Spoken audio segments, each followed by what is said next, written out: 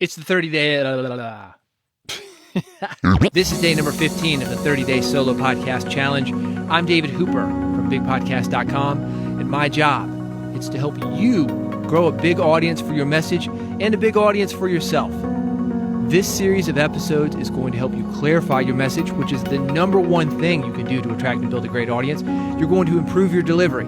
You're going to make more money. We're going to put you out front with this solo podcast, make you the go-to guy. And if you're a control freak, you're going to be able to control everything. Release episodes when you want. Change things up when you want. You don't like the music? Change it. Don't like your sponsors? Change it. Think your sponsors aren't paying you enough money? Double your price. You can do whatever you want when you've got a solo podcast. Feel the power. You're going to after this 30-day solo podcast challenge. The first thing you need to do, if you haven't done it already, listen to the intro episode first. This explains the what and the why of everything happening here. Bigpodcast.com/subscribe is how to get that. And every single day of this challenge, I'm not just throwing random things for you to do. I'm working you through a process, day 1 through 30. Take it in order. By the time you get to the end of the 30 days, I'm going to land that plane, and you are going to be amazed at how smooth you sound compared to how you sounded on day 1. Yesterday, day number 14, I talked about the heartbreaker.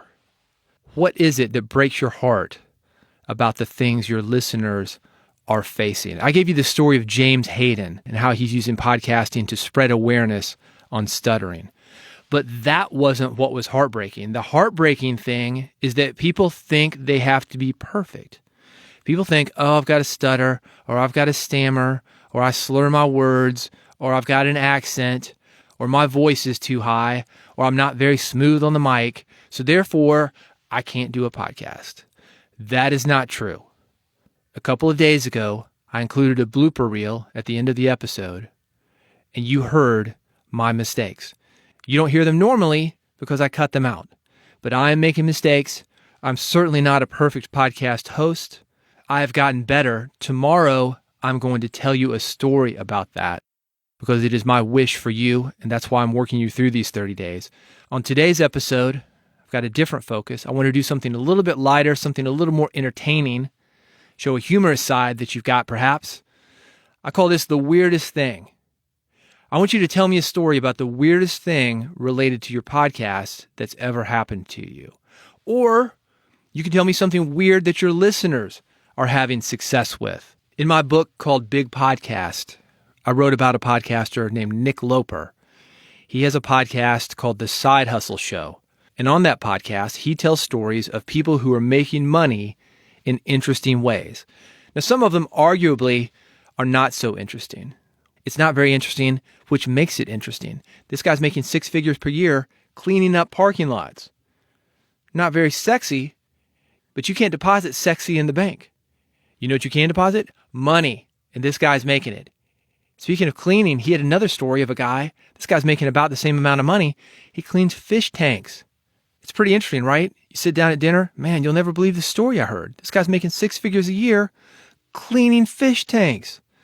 I want to get into those kind of stories with you because you've got one, and here's why it's important.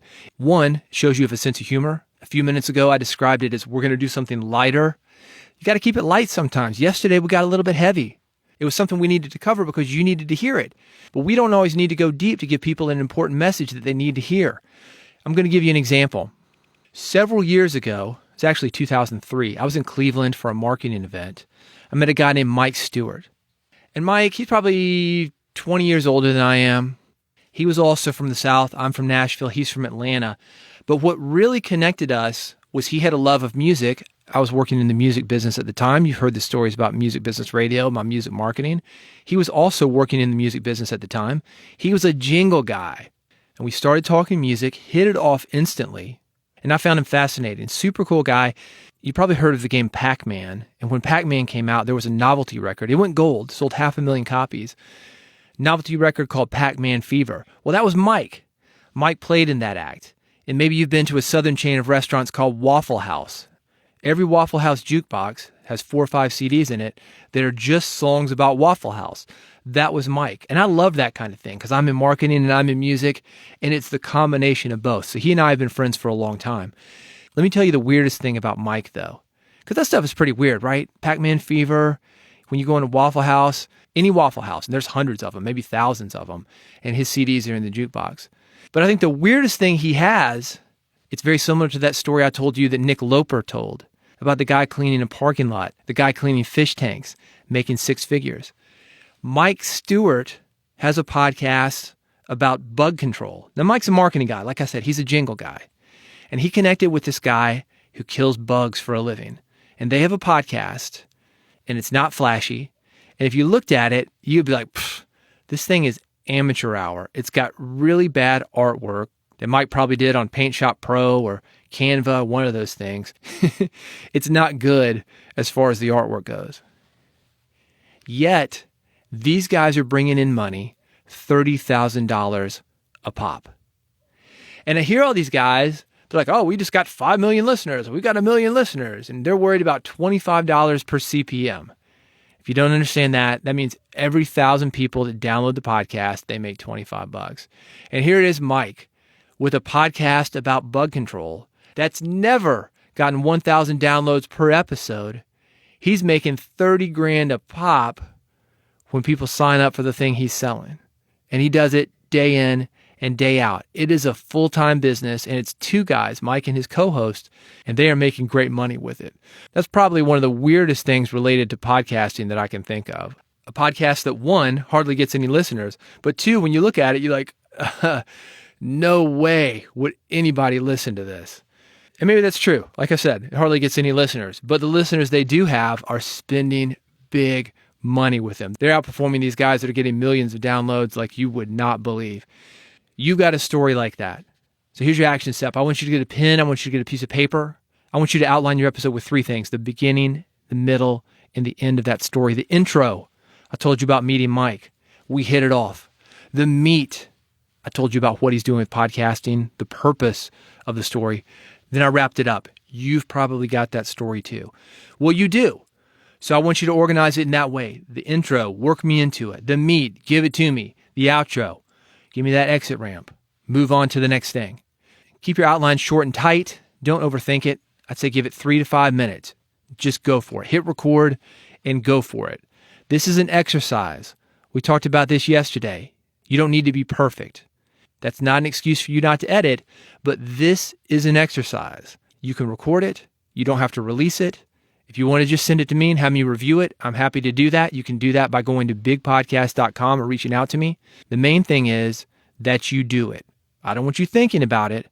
I want you to outline it, the beginning, the middle, and the end. I want you to hit record, speak into the mic, go for it. Don't worry about it being perfect. Worry about doing it. And once you've done it, get it to me, bigpodcast.com. Before you do that, though, go to bigpodcast.com/subscribe. Make sure you're getting all 30 days of the 30-day solo podcast challenge. It's not the 1-day solo podcast challenge, not even 10 days, 20 days. There are 30 days of this. I'm guiding you through a process, and I want to make you great. If you go through all of these, that's what's going to happen for you. I've got an intro that explains the process a little more in depth. I want you to start there and work your way through it. 1, 2, 3, 4, 5, all the way up to 30. And speaking of that exit ramp, I got a conclusion. We're going to wrap it up in a nice bow, and you're going to feel so good about yourself once you get through with this thing. You're going to go back to episode number 1, the one that you've done, not the one I've done. You're going to listen to yourself. You say, oh man, I've really improved, because I'm going to sneak it up on you. That's how I work. Bigpodcast.com/subscribe. While you were there, I've got episode templates for you. I've got social media templates for you. I've got guest contracts for you. Things that will help you improve your podcast process. You're going to speed things up. You're going to have less conflict with guests. No more guests calling you up and saying, hey, could you go back and edit that? Could you take that down? Nope. You're going to clear that stuff up before you hit record. This is going to make your life so much easier. It's all available to you, all for free, at bigpodcast.com/subscribe. Go there right now before you forget. Get on this episode, the weirdest thing, and send it to me. I'll talk to you soon, and see you tomorrow on the 30-day solo podcast challenge. See you then.